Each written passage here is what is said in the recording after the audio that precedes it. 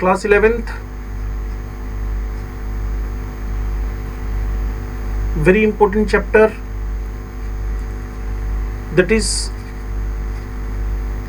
equilibrium.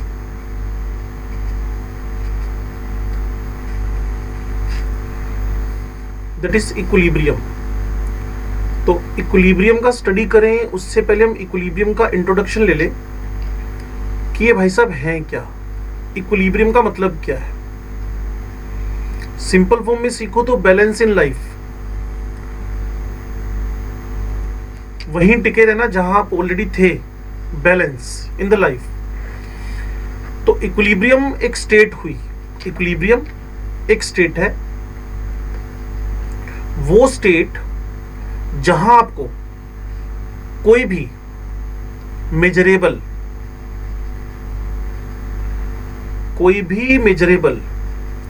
Change या फिर यूं माने ऑब्जर्वेबल चेंज, जिसको आप ऑब्जर्व कर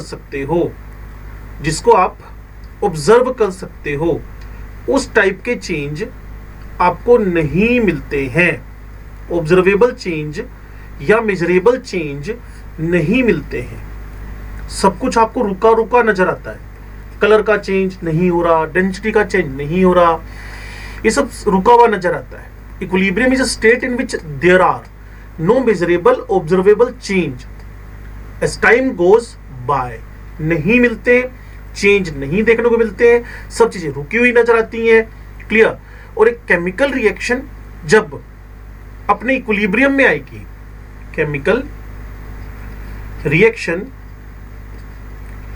जब इक्विलिब्रियम की कंडीशन में आएगी, कोई भी केमिकल जब इक्विलिब्रियम की कंडीशन में आएगी, तब उसकी जो concentration of reactant and product है,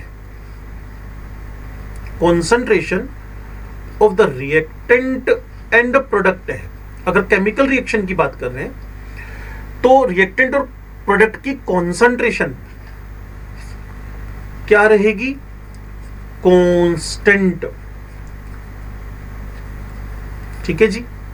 उसमें कोई फर्दर चेंज हमें ऑब्जर्व नहीं होते। सेम नहीं कर देना, कांस्टेंट करना।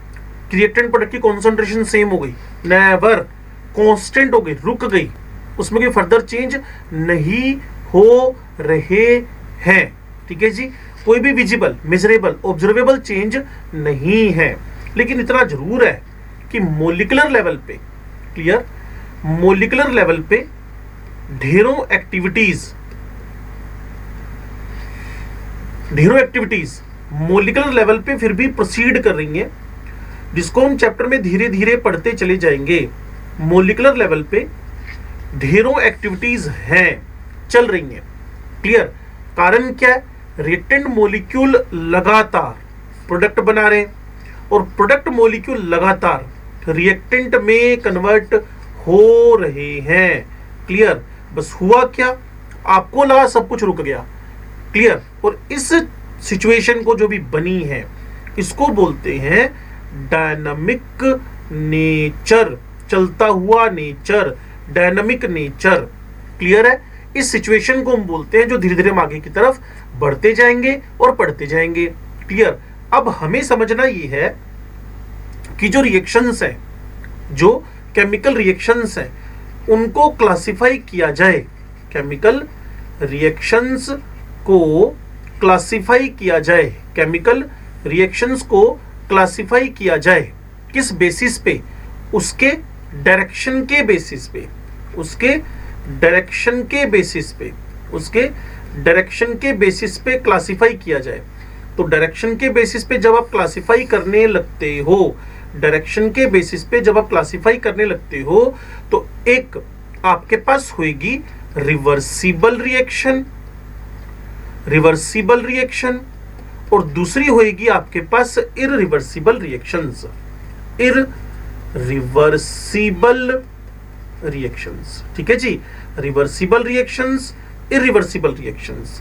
तो रिवर्सिबल रिएक्शंस का मतलब क्या हुआ, रिवर्सिबल रिएक्शंस का मतलब ये हुआ कि जिन रिएक्शंस में रिएक्शन फॉरवर्ड बैकवर्ड दोनों डायरेक्शंस में जा रही हैं, the chemical reaction in which product of the reaction products of the reaction, clear, products of the reaction can also react with one another, ये भी रिएक्ट कर रहे हैं, ये भी रिएक्ट कर रहे हैं, क्लियर, और वापिस रिएक्टेंट में कन्वर्ट हो रहे हैं, और रिएक्टेंट तो कन्वर्ट होएगा ही होएगा, किसमें, in the product, in the product, ठीक है जी।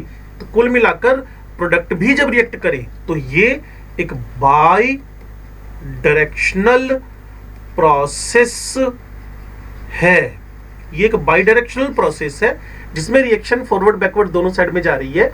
The chemical reaction in which products of the reaction can also react with one another under suitable conditions to produce back the original reactant। H2 gas का iodine gas से reaction हुआ, HI gas बना eight 444, ये है suitable condition. हर एक reaction reversible नहीं होती है, क्लियर। 444 डिग्री सेंटीग्रेड पे ये रिएक्शन रिवर्सिबल हो जाएगी, और इरिवर्सिबल का मतलब क्या है, single direction process, single direction process जो सिर्फ एक ही डायरेक्शन में चले, सिंगल डायरेक्शन प्रोसेस। यहां रिएक्टेंट्स प्रोडक्ट्स में कन्वर्ट हो गए, यहां रिएक्टेंट्स प्रोडक्ट्स में कन्वर्ट हो गए, बट वापिस रिवर्सिबिलिटी इसका इसमें कन्वर्ट होने की कंडीशंस नहीं बन पा रही है। The chemical reaction in which the products formed do not react to produce, do not react to produce the original reactants, इस टाइप की रिएक्शंस को हम इरिवर्सिबल बोलते हैं। जनरली जितनी भी न्यूट्रलाइजेशन रिएक्शंस हैं, जनरली जितनी भी न्यूट्रलाइजेशन रिएक्शंस हैं, जनरली जितनी भी प्रेसिपिटेशन रिएक्शंस हैं, क्लियर, वो आपके पास इरिवर्सिबल रिएक्शंस हैं जो एक ही डायरेक्शन में प्रोसीड करती हैं, forward forward forward forward forward. For example एक मैं आपको प्रेसिपिटेशन रिएक्शन की तरफ लेके चलता हूं। AgNO3 का रिएक्शन हुआ NaCl के साथ, इसमें AgCl का व्हाइट प्रेसिपिटेट बन गया और NaNO3 साथ में बन गया है। सिमिलर वे में बेरियम क्लोराइड को अब H2SO4 से रिएक्ट करवाओ, बेरियम सल्फेट प्रेसिपिटेट बनेगा और HCl यहां बाहर निकल आएगा, ठीक है जी। तो कुल मिलाकर यहां जो रिएक्शन प्रोसीड कर रही है, AgCl का प्रेसिपिटेट, BSO4 का प्रेसिपिटेट, ये एक सिंगल डायरेक्शन प्रोसेस है, ये एक सिंगल डायरेक्शन प्रोसेस है। ये सिर्फ आगे चलेगा, आगे चलेगा, ये रिएक्टेंट वापस नहीं बन सकते प्रोडक्ट के रिएक्ट करने से। कुल मिलाकर डायरेक्शन बेसिस पे केमिकल रिएक्शंस को हमने दो पार्ट्स में क्लासिफाई कर दिया है, reversible and reversible, reversible and irreversible, ठीक है जी। तो इक्विलिब्रियम क्या होएगा, एक बात मैं आपको फिर बता दूं कि इक्विलिब्रियम क्या होएगा।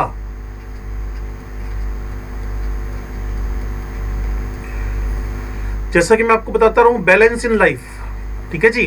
किसी भी एक रिवर्सिबल रिएक्शन, और एक बात बता दें कि रिवर्सिबल में ही इक्विलिब्रियम आ सकता है, क्योंकि इक्विलिब्रियम तभी आएगा ना कि आप आगे पीछे दोनों डायरेक्शन में जा पाओ, क्लियर। यहां एक ऐसी स्टेज रीच कर जाएगी, इक्विलिब्रियम में एक ऐसी स्टेज रीच कर जाएगी, इक्विलिब्रियम में एक ऐसी स्टेज रीच कर जाएगी, क्लियर, जब सारी की सारी मेजरेबल ऑब्जर्वेबल प्रॉपर्टीज क्या हो गई हैं, कांस्टेंट हो गई हैं, ठीक है जी। मैंने कहा था एक स्टेट है जब आपको सब रुका हुआ नजर आता है, सब रुका, एक्चुअली रुका, मोलिकुलर लेवल पे अभी भी एक्टिविटी, जैसा मैं आपको बता चुका हूं। फॉर एग्जांपल टेम्परेचर में कोई चेंज नहीं हो रहा, फॉर एग्जांपल कॉन्सेंट्रेशन में कोई चेंज नहीं हो रहा, फॉर एग्जांपल प्रेशर में कोई चेंज नहीं हो रहा, फॉर एग्जांपल कलर में कोई चेंज नहीं हो रहा, फॉर एग्जांपल मोल्स में कोई चेंज नहीं हो रहा, फॉर एग्जांपल आपके पास इंटेंसिटी ऑफ कलर में कोई चेंज नहीं हो रहा, इंटेंसिटी ऑफ द कलर, सब कुछ वही नजर आ रहा है।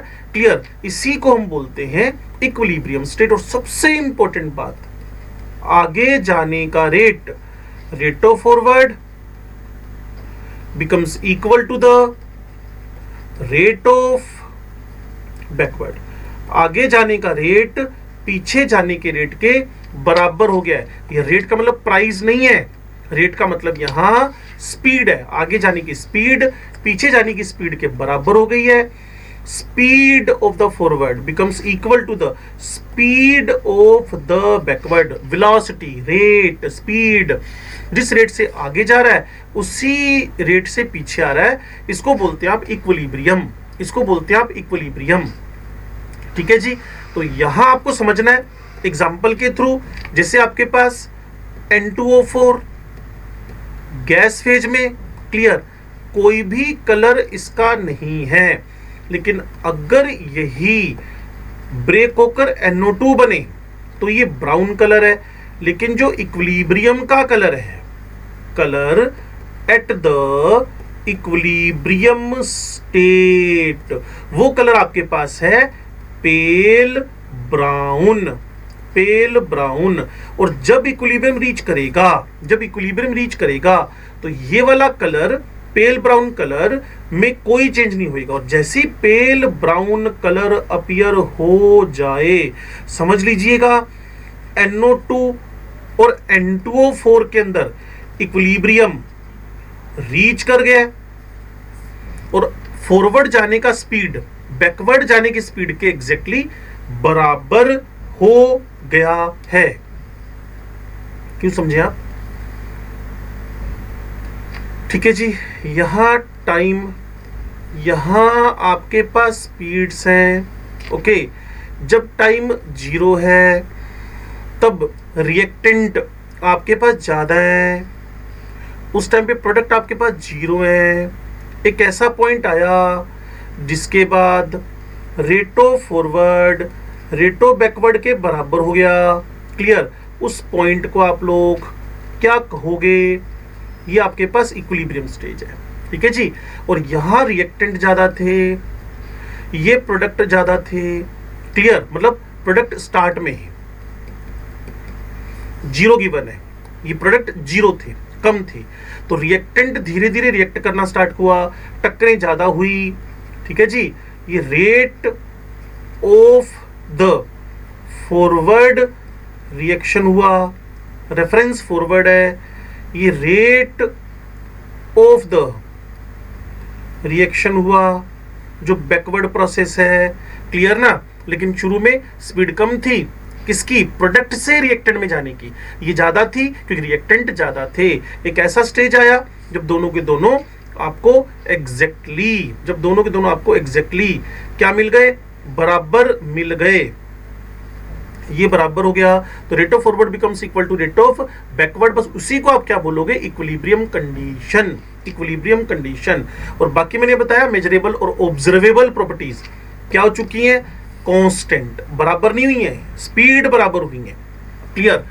कांस्टेंट स्पीड बराबर हुई है, जबकि जो मेजरेबल प्रॉपर्टीज है वो कांस्टेंट हुई है। मेरी बात को आप बार बार समझे, बड़ी इंपॉर्टेंट टास्क है, इंपॉर्टेंट बात है इसके अंदर। ठीक है जी। अब मैं आगे की तरफ बढ़ता हूं और उसमें आपको केमिकल इक्विलिब्रियम के कैरेक्टरिस्टिक्स की तरफ लेके चलता हूं। केमिकल इक्विलिब्रियम के कैरेक्टरिस्टिक्स की तरफ लेके चलता हूं। तो मेरी हेडिंग जो है वो है कैरेक्टरिस्टिक्स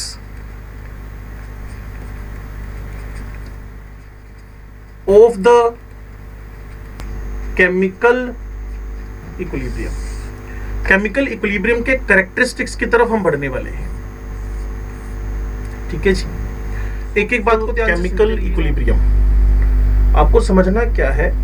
जब भी कभी किसी रिवर्सिबल रिएक्शन का इक्विलिब्रियम स्टैब्लिश हो जाएगा, सेट हो जाएगा, ठीक है जी, तो उसके कैरेक्टर्स क्या क्या होने चाहिए। When a reversible chemical reaction is carried out in a closed container, जब किसी एक क्लोज कंटेनर के अंदर आप एक रिवर्सिबल रिएक्शन करवा रहे हो, तो एक ऐसी स्टेज आएगी जिसको हम ढेरों बार बोल चुके हैं, जब आप कुछ भी जो ऑब्जर्व हो सकता है, जो भी ऑब्जर्व हो सकता है, मीन ऑब्जर्वेबल। कोई भी प्रॉपर्टी क्या हो जाएगी, कांस्टेंट, उसमें कोई भी चेंज आपको ऑब्जर्व नहीं होंगे। ठीक है जी। अब आपको देखना है कि इसके क्या क्या कैरेक्टरिस्टिक है जो आपको वहां दिखेंगे ही।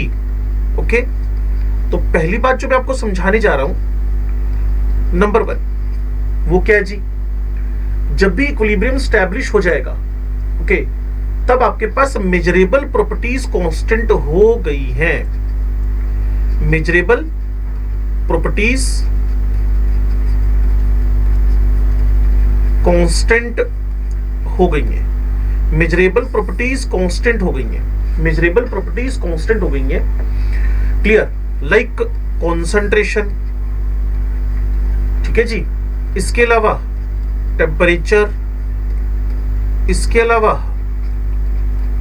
प्रेशर, ओके, या फिर जो कलर की इंटेंसिटी है, intensity of the colour, intensity of the colour. और इन चीजों को मैं एक ग्राफ से आपको इंडिकेट करके बता देता हूं, तो ध्यान से देखिएगा इस ग्राफ के अंदर हो क्या रहा है। जैसा कि मैं आपको पीछे भी बता चुका हूं, यहां इस एक्सिस पे मैं टाइम ले रहा हूं, इस एक्सिस पे मैं कॉन्सेंट्रेशंस लिख रहा हूं या कलर लिख रहा हूं या डेंसिटी लिख रहा हूं, कुछ भी इस टाइप का। तो रिएक्टेंट को हमने ए से लिखना है या फिर आर से लिखना है। यहां मैंने प्रोडक्ट्स लिखने हैं। जब आपके पास टाइम 0 है, जब आपके पास टाइम 0 है, उस टाइम पे रिएक्टेंट्स मैक्सिमम है और जो आपके पास प्रोडक्ट्स हैं वो लेट्स से कि वो 0 है, तो इनकी कॉन्सेंट्रेशन बढ़नी शुरू करेगी, इनकी कॉन्सेंट्रेशन घटनी शुरू करेगी। तो होएगा क्या, एक स्टेज ऐसी आएगी, एक पॉइंट हमारे पास ऐसा आएगा जब कॉन्सेंट्रेशन में फर्दर हमें कोई चेंज ऑब्जर्व नहीं होएगा। तो जब कॉन्सेंट्रेशन में कोई चेंज ऑब्जर्व नहीं हो रहा, ये जो आपके पास पॉइंट आया है, इसको आप बोलते हो पॉइंट ऑफ इक्विलिब्रियम, और ये टाइम एक्सिस के पैरेलल में चल रहा है, टाइम एक्सिस के पैरेलल में चल रहा है। कॉन्सेंट्रेशन का बराबर होना जरूरी नहीं है, उनका कांस्टेंट होना, उनमें कोई फर्दर चेंज नहीं होना, ये कैरेक्टरिस्टिक है। ठीक है जी।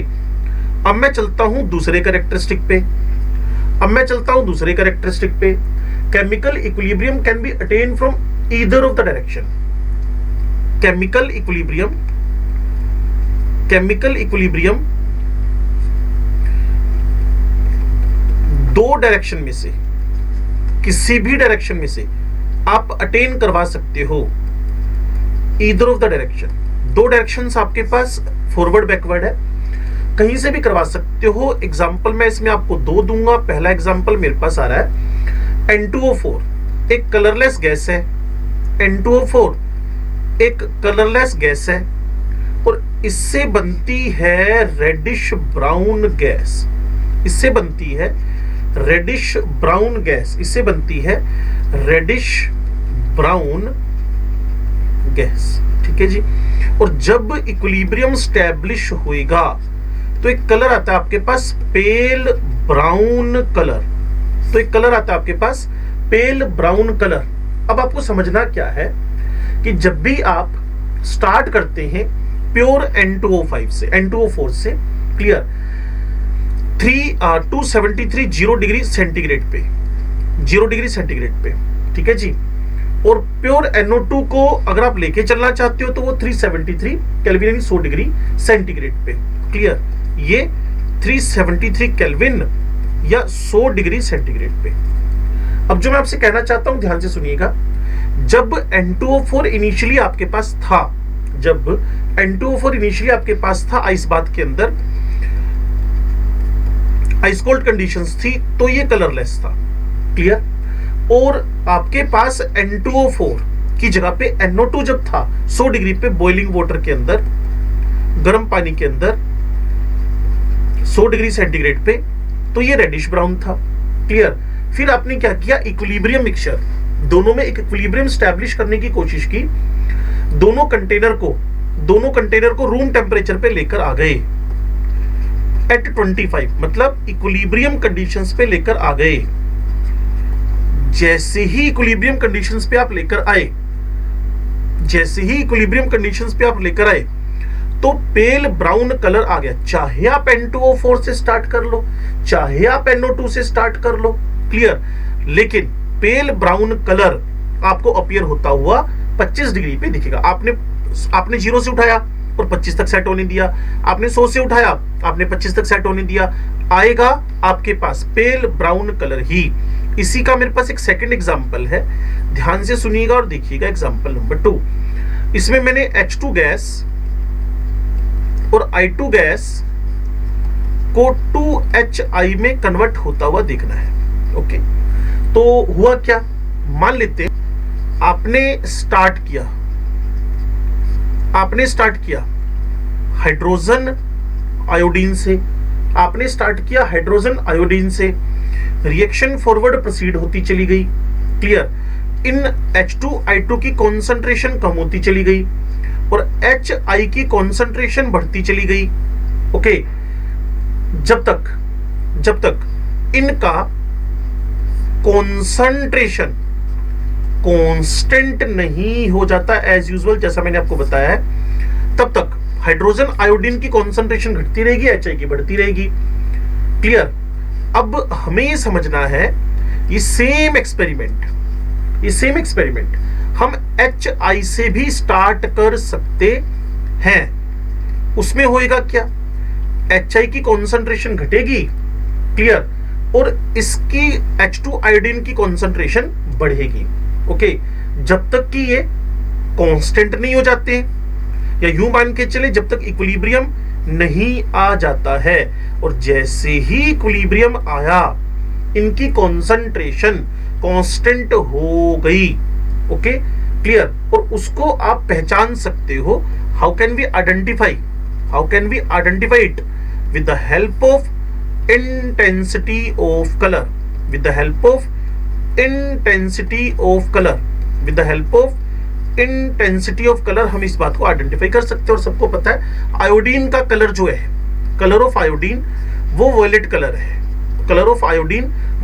है। तो स्टार्ट अगर हाइड्रोजन आयोडीन से करेंगे तो वॉयलेट कलर की इंटेंसिटी धीरे धीरे कम होती चली जाएगी, और अगर आप HI से स्टार्ट करेंगे तो वॉयलेट कलर की इंटेंसिटी बढ़ती चली जाएगी।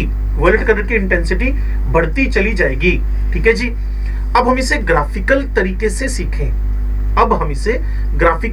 से सीखें तो हमें पता चलेगा स्टार्ट हम कैसे ही करें, हमें एक इक्विलिब्रियम कॉन्सेंट्रेशन पे पहुंचना ही होएगा। इसके लिए मैं बोल देता हूं, total number of hydrogen and iodine atoms are same in the given volume, the same equilibrium mixture is obtained. दोनों केस में अगर HI से स्टार्ट करें H2I2 और फिर इक्विलिब्रियम पे तीनों रहेंगे, H2I2 से स्टार्ट करें HI बनेगा, इक्विलिब्रियम पे तीनों रहेंगे, क्लियर। अब इस बात को मैं ग्राफिकली आपके सामने लिख के बताता हूं, इसको समझना आप लोग।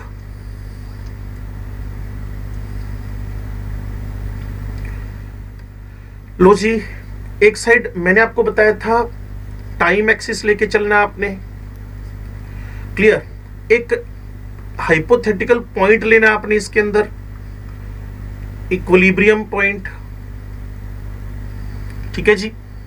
और एक साइड आपने कॉन्सेंट्रेशंस लिख देनी है। अब ये रिएक्शन नंबर 1 है, यहां रिएक्शन नंबर 2 है। स्टार्ट आप कहां से कर रहे हैं?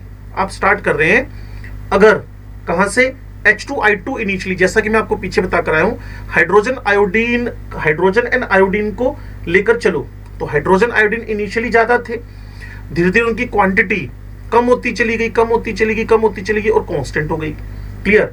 ऐसे ही इस हाइड्रोजन, ये हाइड्रोजन और आयोडीन है, आयोडीन एंड हाइड्रोजन है, और इधर से क्वांटिटी किसकी, जब ये जब कंज्यूम होंगे तो क्या बनेगा, HI बनेगा। इसकी कॉन्सेंट्रेशन बढ़ेगी, फिर जाकर कांस्टेंट हो जाएगी। तो अगर मैं एक्सपेरिमेंट स्टार्ट कहां से कर रहा हूं, मैं स्टार्ट कर रहा हूं HI से, तो इसको थोड़ा सा यूं समझ ले, क्लियर, कि मैं HI से स्टार्ट कर रहा हूं।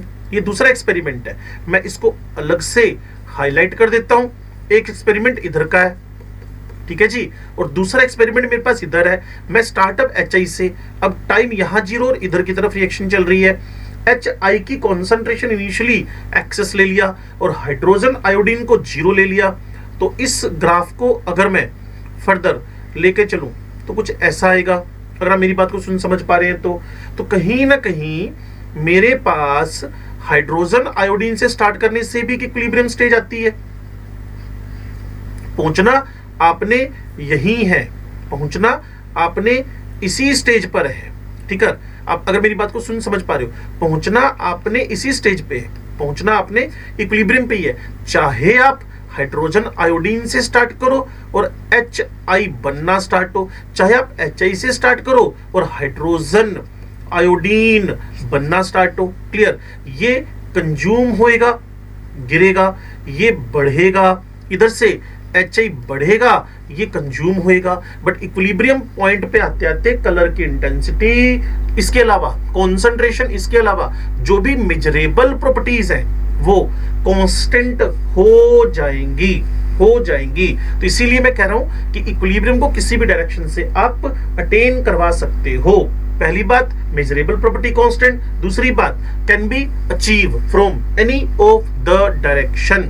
तीसरी बात बड़ी इंपॉर्टेंट है कैरेक्टरिस्टिक्स के अंदर, वो है कि जो इक्विलिब्रियम है, चाहे वो फिजिकल इक्विलिब्रियम हो, चाहे वो केमिकल इक्विलिब्रियम हो, that is dynamic in nature, that is dynamic in nature, that is dynamic in nature. Nature wise ये डायनामिक है, नेचर वाइज ये डायनामिक है। डायनामिक का मतलब क्या हुआ? Feels like stopped, it seems like, feels like कि रुक चुका है, बट एक्चुअली, क्लियर, एक्चुअल में ये अभी भी कॉन्टिन्यू है। जैसा मैंने आपको बताया था, फील्स लाइक स्टॉप्ड, बट ये अभी भी कॉन्टिन्यू है। क्लियर, और ये जो एक्टिविटीज है मैं आपको पहले भी बता चुका हूं, मोलिकुलर लेवल की एक्टिविटीज हैं। अब ये बिना एक्सपेरिमेंट के तो समझ में आएगा नहीं, तो हम यूं करते हैं, एक एक्सपेरिमेंट करना शुरू करते हैं, ठीक है जी। और वैसे अगर आप इस बात को ढंग से सीखो तो जैसा मैं आपको बोल चुका हूं, rate of forward becomes equal to rate of backward. पीछे भी आपको एक ग्राफ बना कर दिया था, एक ग्राफ मैं फिर बना के दे सकता हूं, वही वाला सेम। इस डायरेक्शन पे, इस एक्सिस पे मैं रेट्स लूंगा, यहाँ टाइम लूंगा। क्लियर, धीरे धीरे रिएक्टेंट घटता जा रहा है, धीरे धीरे रिएक्टेंट आपके पास डिक्रीज करता जा रहा है। क्लियर, इधर ये इंक्रीज करता जा रहा है, स्पीड, और एक पॉइंट ऐसा आएगा जब rate of forward becomes equal to rate of क्या हो जाएगा? बैकवर्ड। क्लियर, तभी इक्विलिब्रियम आएगा, अदरवाइज इक्विलिब्रियम को अपने दिमाग से निकाल दो अपने। अब डायनामिसिटी क्यों आई है उस बात को समझने के लिए एक एक्सपेरिमेंट करता हूं।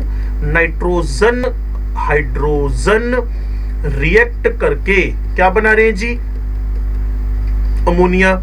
इसमें NN का बॉन्ड ब्रेक हो रहा है मोलिकुलर लेवल पे, यहां HH का बॉन्ड ब्रेक हो रहा है, और N और H के बीच में नए बॉन्ड्स का फॉर्मेशन हो रहा है।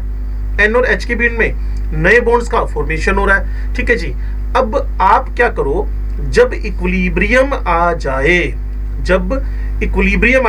कुछ कलर, कुछ डेंसिटी, कुछ कॉन्सेंट्रेशन, कुछ इस टाइप का जो आपको लगता है कि इसमें कांस्टेंट हो चुका है, इक्विलिब्रियम आ गया, अब इसमें मिक्स करो हाइड्रोजन। क्लियर, अब इसमें मिक्स करना है आपने हाइड्रोजन, इसमें मिक्स करनी है आपने हैवी हाइड्रोजन, ड्यूटीरियम बोलते हो जिसको आप। अगर पहली कंडीशन लो, नया इक्विलिब्रियम स्टैब्लिश होएगा। अगर आपको N2, H2, D2 और अमोनिया ही मिलते हैं तो आप कह सकते हो it is static in nature, but in actual practice ऐसा नहीं होता है। तो फिर होता क्या है जी? तो जो बात मैं आपको समझाने जा रहा हूं उसको समझो। जब नया इक्विलिब्रियम स्टैब्लिश होएगा, ठीक है जी, तो वहां आपको N2 भी मिलेगी, वहां आपको NH2D भी मिलेगी, वहां आपको NH D2 भी मिलेगी, वहां आपको ND3 भी मिलेगा, वहां आपको HD भी मिलेगा। तो कहने का यहां जो मतलब हुआ वो ये हुआ कि जब भी आप ड्यूटेरियम मिलाएंगे तो ये नहीं कि ड्यूटेरियम वहां अनरिएक्टेड पड़ा रहेगा, वहां ड्यूटेरियम अनरिएक्टेड पड़ा रहेगा, ऐसा होता ही नहीं है। जब इक्विलिब्रियम स्टैब्लिश होता है तो आपको NH3 भी वहां मिलता है, वो तो मिलना ही था क्योंकि अमोनिया तो ओरिजिनली बनेगा ही बनेगा। NH3 भी मिलता है, NH2D भी मिलता है, NHD2 भी मिलता है, ND3 भी मिलता है, D2 भी मिलता है, वो तो ओरिजिनली मिलना ही था, और HD भी मिलता है, हाइड्रोड्यूटेरियम। तो ये यहाँ एविडेंस है कि रिएक्शन अभी भी मोलिकुलर लेवल पे कंटिन्यू थी, रिएक्शन मोलिकुलर लेवल पे अभी भी कंटिन्यू थी। ठीक है जी। और ये सारी स्टडी हमने किसकी हेल्प से की है?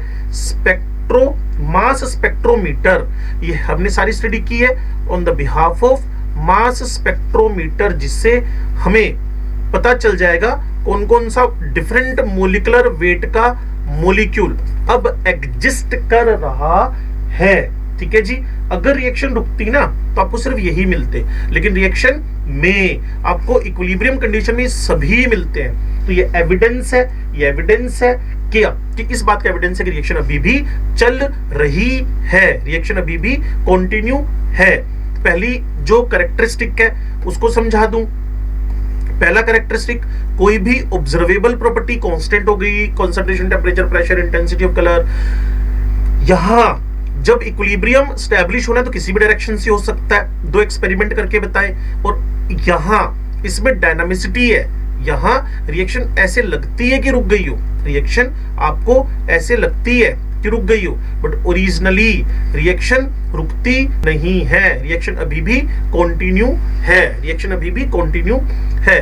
अब मैं आपको बता रहा हूं नेक्स्ट कैरेक्टरिस्टिक क्या है, फोर्थ नंबर।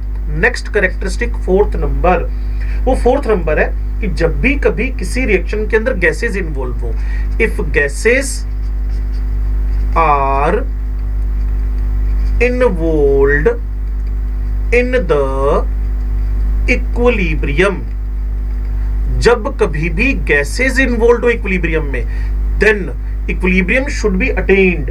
इक्विलिब्रियम को कभी भी आपने अगर अटेन करवाना हो, then should be closed container. अब बच्चा खुद ही समझ गया होगा कि क्लोज कंटेनर क्यों, अदरवाइज क्या होएगा, गैसेज वहां से एस्केप करेंगी और रिएक्शन इररिवर्सिबल होकर, क्लियर, इररिवर्सिबल होकर एंड हो जाएगी, एंड हो जाएगी। ठीक है जी। तो it can be attained in a closed container if reaction involved gaseous species. Calcium carbonate solid को calcium oxide solid CO2 gas, तो इसको अगर आपने इक्विलिब्रियम में लेकर आना है तो ये क्लोज्ड कंटेनर में ही होनी चाहिए, क्लोज कंटेनर में ही होनी चाहिए, क्लोज कंटेनर में ही होनी चाहिए।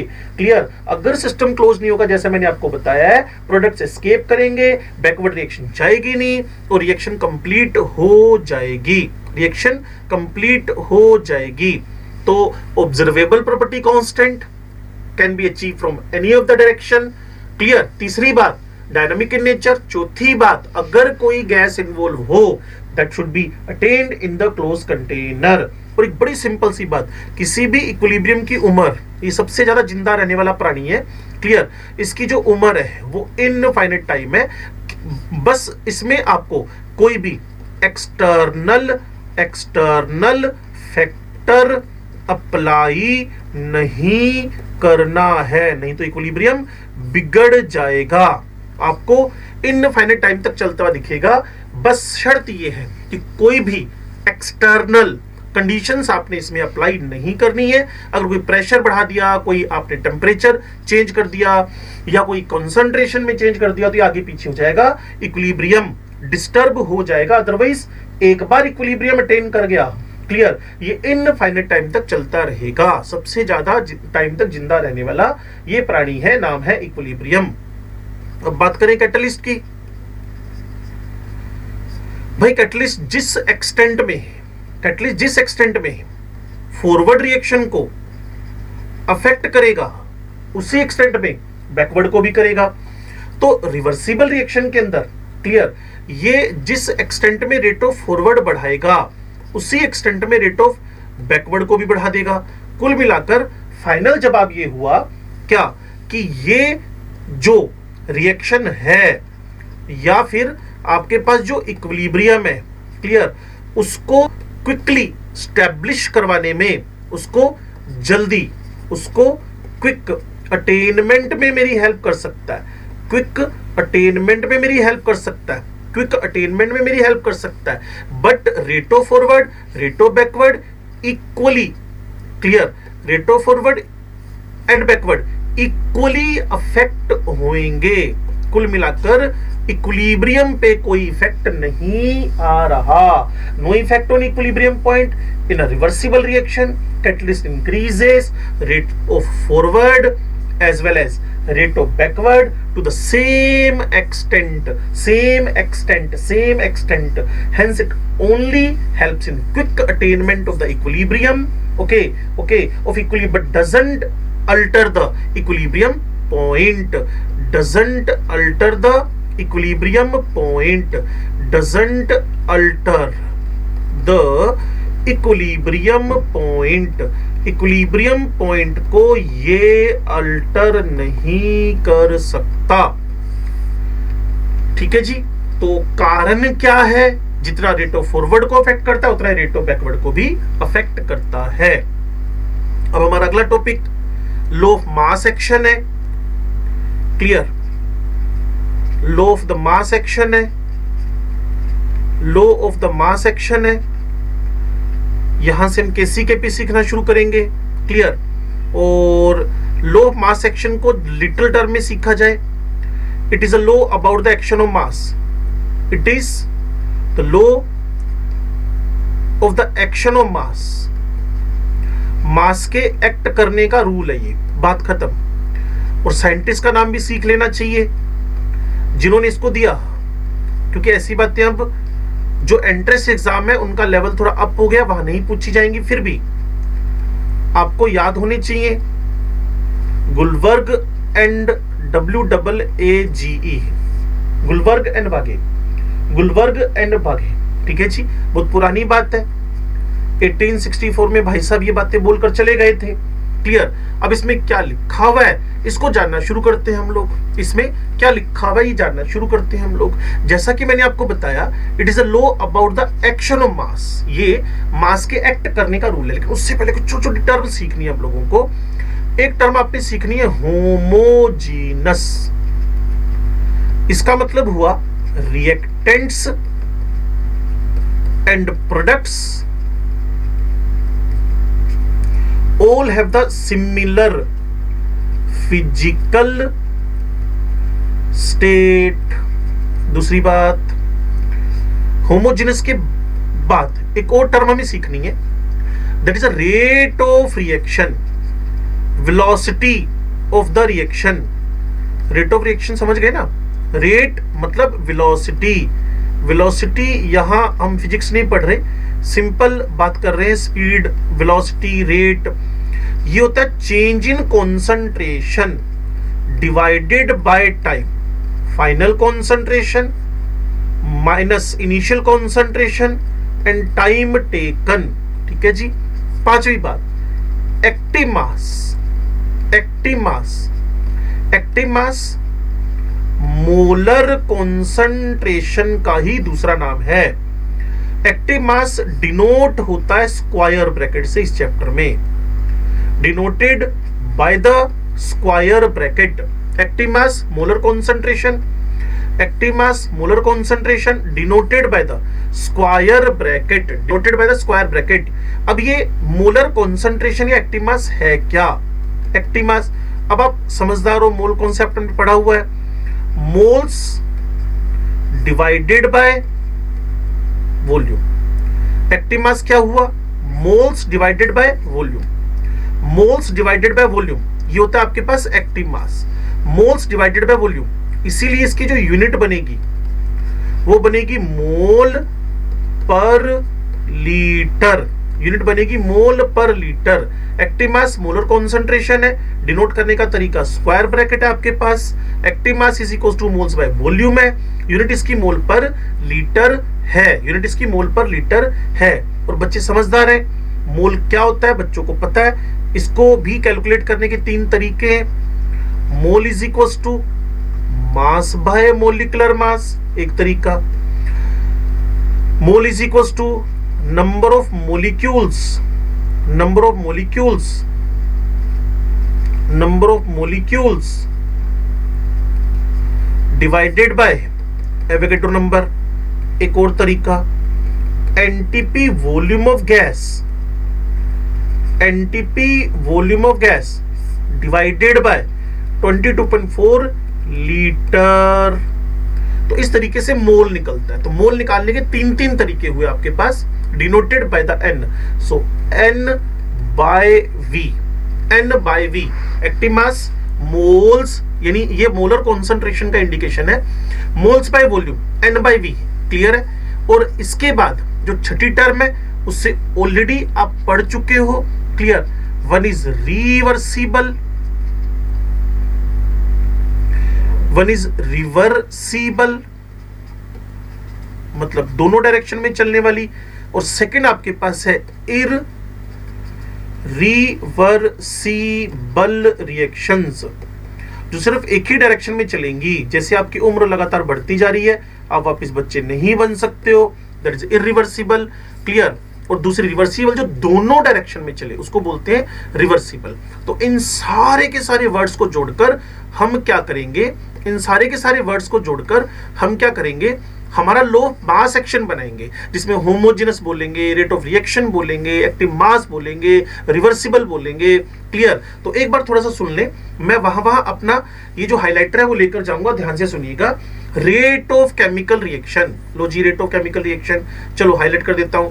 Rate of chemical reaction is directly proportional to the product multiply multiply multiply multiply of the molar concentration और active mass of reactant reactant reactant. और वो जितने रिएक्टेंट है, मान लो 4 है तो A into A into A into A, तो A power 4 हो जाएगा with each term raise to the power equal to the respective stoichiometric coefficients, जो मैं थोड़ी देर में लिखकर बताने वाला हूं, क्लियर, जो किसी बैलेंस्ड इक्वेशन में लिखे गए हों। तो reversible reaction, active mass, rate of reaction, homogeneous, इन सब वर्ड्स को मिलाकर हमारा law of mass action, mass के एक्ट करने का रूल बनने वाला है। ठीक है जी। अब इसके बाद हम इसका मैथमेटिकल रिप्रेजेंटेशन करने वाले हैं, मैथमेटिकल रिप्रेजेंटेशन करने वाले हैं। तो इतनी बात आपको हो सकता है समझ में आ गई हो। कोई कंफ्यूजन हो तो डिस्कशन जरूर करें मेरे साथ।